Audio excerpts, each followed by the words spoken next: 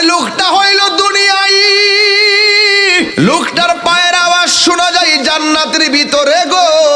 বলুন এটা কি গায়ের জোর না বেলায়েতের জোর?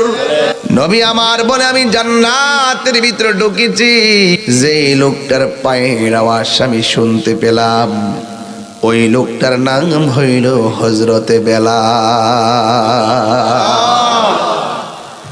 বেলালের চেহারাটা ছিল কালো। বেলাল রাদিয়াল্লাহু তাআলা আনহুর দাঁত ছিল উঁচা উঁচা, জিহ্বাটা ছিল মাঝখান দিয়া ফাটা, সুরটা বেশি ভালো ছিল না। আল্লাহ তারে পছন্দ কইরা ফলাইছে, এই জন্য বেলাল দুনিয়াতে চলাফেরা করে। বেলালের পায়ের আওয়াজ জান্নাতের ভিতরে। ও আমার উলো মরিয়ার আব্বা, টাকা নাই পয়সা নাই, গড়ে পড়ে রয়েছেন, চেহারাটা বালা না, টাকা পয়সা না, মানুষ আপনার তুচ্ছ তাচ্ছিল্য করে। বাড়ির পাশের ঘরের 2 লাখ টাকার কুরবানি হয়, এমন অনেক গরিব আছে কয় তার টাকা আছে দিকে না কুরবানি করে। আমার আব্বার টাকা নাই, কুরবানি করতে পারে না। অনেক মানুষ হজে যায়, হজে যাওয়ার সময় তার টাকা আছে দিকে না 6.5 লাখ টাকা খরচ করে হজে যায়। আমার আব্বার তো টাকা নাই, আমরা বুঝে জীবনে সবুজ গম্বুজ আর দেখা হবে না।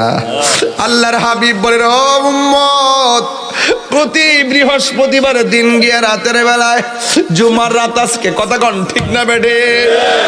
কই প্রতি জুমার রাতের বেলায় এশার নামাজ পর সবাই যখন একটু শুয়ে যাবে, ঘরটা নীরব হয়ে যাবে, 2 রাকাত নামাজের জন্য নামাজে দাঁড়ায়া যাবে। প্রথম রাকাতে সূরা ফাতিহার সঙ্গে 11 বার আয়াতুল কুরসি পড়বে, আবার দ্বিতীয় রাকাতে সূরা ফাতিহার সঙ্গে 11 বার সূরা ইখলাস পড়বে। কয়বার? আমার নবী বলে, উম্মত তোর টাকা নাই,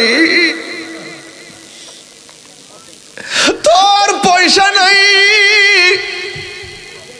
জুমার রাত আমি নবী বইলা দেই সূরা ফাতিহার সাথে যারা 11 বার আয়াতুল কুরসি পড়ব, 11 বার সূরা ইখলাস পড়ব, আমার নবীকে উম্মত রে, তোর দূরত্ব যতই দূরে হোক না কেন, আমি নবী তোর সঙ্গে ঘুমের ঘরে দিদার দিয়ে দিব।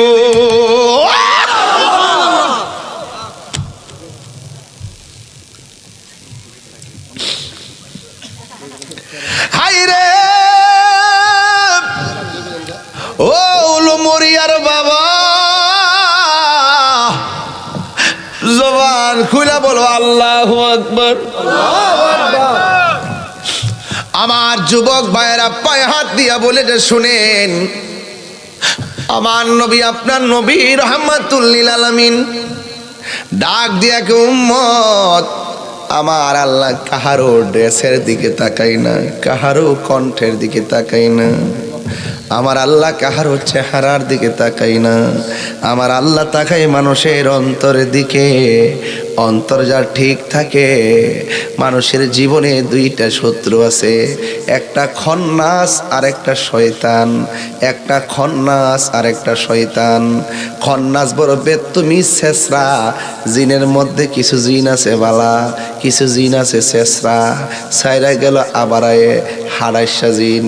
আবার দেখবেন খন্নাস আছে, এই খন্নাসটা নাভি দিয়া ঢুইকা কলবের নিচে যাইয়া বসে, বসার পরে আপনাকে এমন ভাবে ওয়াসওয়াসা দেয়, একক্ষণ নামাজ ভাল লাগে, একটু পরে খারাপ লাগে, একক্ষণ ওয়াজ ভাল লাগে, আরেকবার গুনাহ যাইতে মনে চায়। এই খন্নাসটা এখানে বৈশা থাকে। আল্লাহর হাবিব বলে, ও উম্মত, আল্লাহ মানুষের অন্তরের দিকে তাকায়, এই বামস্তনে 2 আঙ্গুল নিচে কলব আছে, কলবের গোড়ার মধ্যে খন্নাস যদি বাসা বাঁধে, একক্ষণ জিকির ভাল লাগে, আর একটু পরে ভাল লাগে না। দেখছেন না পোলাপানে ক্ষণ নামাজ পড়তেছে, একটু পরে আবার খারাপ দিকে যাইতেছে। এটা একটা মাত্র কারণে, কলবের গোড়ার মধ্যে খন্নাস বইয়া রইছে। এই খন্নাসে যদি দূর করতে চান, আমার নবী বলেন তোমরা জিকিরের মালা গলার মধ্যে লাগাইয়া ফেলো। আল্লাহর হাবিব বলে, আমি জান্নাতের ভিতরে গিয়েছি, জান্নাতের ভিতরে যাইয়া দেখি হযরত বেলালের পায়ের আওয়াজ শোনা যায়। নবী বেলালরে ডাক দিয়ে, বেলাল রে, তুমি দুনিয়াতে কি এমন আমল করছো যেই জন্য তুমি দুনিয়াতে হাঁটা চলা করো, তোমার পায়ের ডঙ্কা বেহেশতের ভিতরে বাজে? বেলাল রাদিয়াল্লাহু তাআলা বলে, ইয়া রাসূলুল্লাহ, ইয়া হাবিবাল্লাহ, নবী গো, আমার কোনো ইলম নাই, কালাম নাই, চেহারা নাই, সুরত নাই।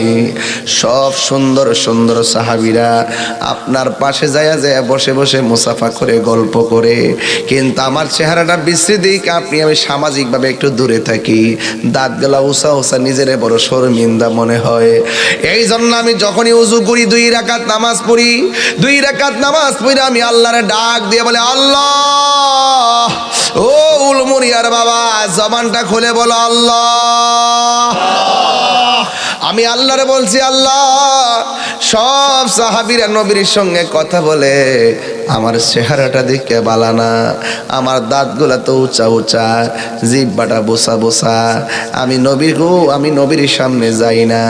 আল্লাহ, তোমার কাছে নামাজ পড়ে ফরিয়াদ করি, আমি যদিও নবীর কাছে যাই না, নবী যেন আমার প্রতি মায়ার নজর রাখে। আপনার নজর পাইবার লাগে আল্লাহর কাছে সব সময় 2 রাকাত নামাজ পড়ে দোয়া করছি। আমার আল্লাহ হয়তো কবুল করছেন। আল্লাহু আকবার কোন কেন? আমার আল্লাহ হয়তো কবুল করেছেন, আল্লাহ হয়তো কবুল করেছেন। এই হলো 1 নম্বর ব্যাপার।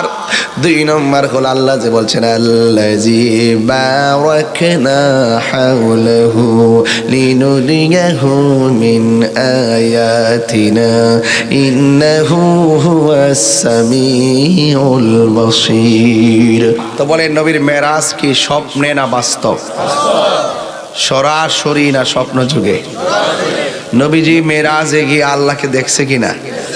এই বিশ্বাস কার কার নাই? হাত তোলেন। একজনও নাই? আচ্ছা, মাশাআল্লাহ। এই বিশ্বাস কার কার আছে? হাত তোলেন। নারে তাকবীর, আল্লাহু আকবার, নারে রিসালাত, রাসূলুল্লাহ, আহলে সুন্নাত ওয়াল জামাত, জিন্দাবাদ জিন্দাবাদ। খুশি না বেজার? খুশি। হাত নামান। তাহলে নবী মেরাজে গিয়ে আল্লাহকে দেখেছেন। রাসূল বলেন, আমি আল্লাহর এত কাছে গিয়েছি, যাইতে যেতে যখন কাছে গেলাম, আল্লাহ পাকের কুদরতি হাত মোবারকটা আমার পিঠের উপরে রেখেছে।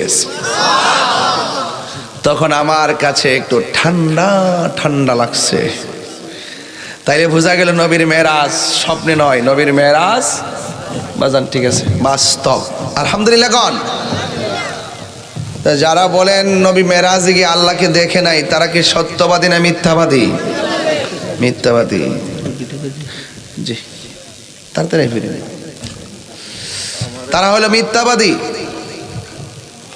আমরা নবীকে 100% ভালোবাসি নাকি 90%? 100%। আরো বড় করে কোন? 100%। নবী এমন নবী যিনি দুনিয়াতে আসার আগে উম্মত বলে নাই, মা আমেনা রহিম থেকে দুনিয়াতে আসার সময় উম্মত বলে নাই, আবার দুনিয়ার দিকে বিদায় হওয়ার সময় উম্মত বলে নাই, নবী মেরাজে যাওয়ার সময় উম্মত বলে নাই, পাথরের আঘাত খায় উম্মত বলে নাই, আল্লাহর সঙ্গে দিদারের সময় উম্মত বলে নাই। তাহলে সুখেও আমাদের পাশে নবী, দুঃখেও আমাদের পাশে নবী। তো সেই নবীকে আমরা সব সময় ভালোবাসতে চাই কি চাই না? আল্লাহ রাব্বুল আলামিন বলেন, আল্লাযী বারাকনা হাওলাহু লিনুরিয়াহু মিন আয়াতিনা ইন্নাহু হুয়াস সামিউল বাসীর। আল্লাহ হলেন তিনি যিনি আমার নবীকে প্রদক্ষিণ করিয়েছেন। হাওলাহু, আল্লাহ পাকের কুদরতি যত জগৎ আছে সব নবীকে ঘুরাইয়া ঘুরাইয়া দেখাইছে।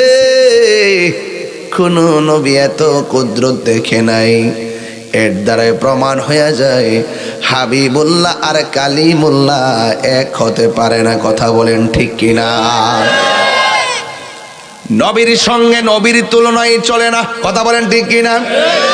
আর বান্দা হইয়া নবীর সঙ্গে তুলনা দেয় এমন কিছু ডাব্লিউ আছে না নাই?